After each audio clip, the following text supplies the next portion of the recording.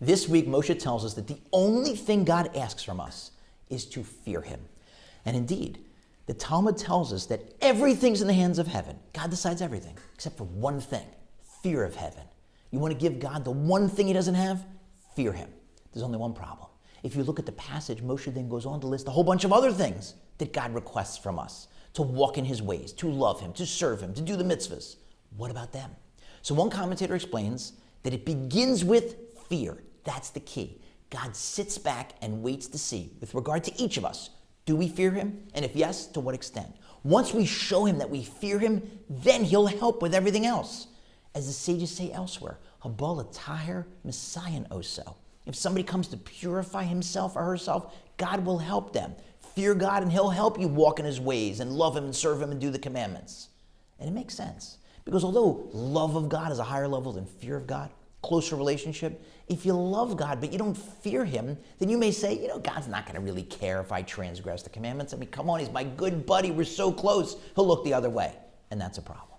So how do we work on fear of God? Think about it. God hardwired us. So every one of us, no matter how big, strong, tough, in some area of our lives, we're scaredy cats. It's different for different people. You could be scared of snakes or spiders or public speaking or death or your boss or your mother-in-law or dark alleys. We're all scared of something. Take that fear or those fears and get rid of them. Kick them out the door and replace them with fear of God. Because if you're afraid of God and God only, then you don't have to be afraid of anything else. And that's a very important lesson for right now. With Israel surrounded by these hostile enemies that keep threatening to send bombs and missiles at civilian areas, we can't be scared. And you'll say to me, easy for you to say, you don't live there. Well, my oldest son does, and his wife, my daughter-in-law, and their kids, my grandkids. God tells us earlier in this week's Parsha, and if you'll say to yourselves, how are we going to defeat these enemies who are more numerous than we are? Don't be afraid. Remember what I did to Pharaoh and what I did to Egypt. I will take care of them. That's the only thing that we have to fear is God. He'll take care of everything else. And realize that fear of God doesn't just mean fear of punishment, fear of the wrath of the Lord. Fear of God also means awe and reverence. If God was in this room right now, I probably wouldn't transgress any commandment. Well, guess what? Newsflash. He's in the room right now where I'm filming. Now, that's a little freaky, but he's here. And he's in the room where you're watching.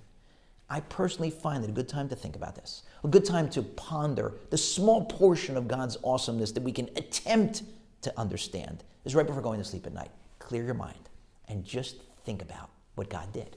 He created the earth. That alone is pretty spectacular, but that's not it. He created the sun and the moon and the planets and the stars, galaxies, and he didn't disappear.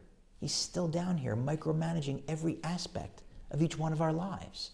The more we think about that, the more we realize that, the more we understand that, the more we believe that, the more we internalize that, the more awe and reverence and fear of God that we'll have. And then he'll help us with everything else.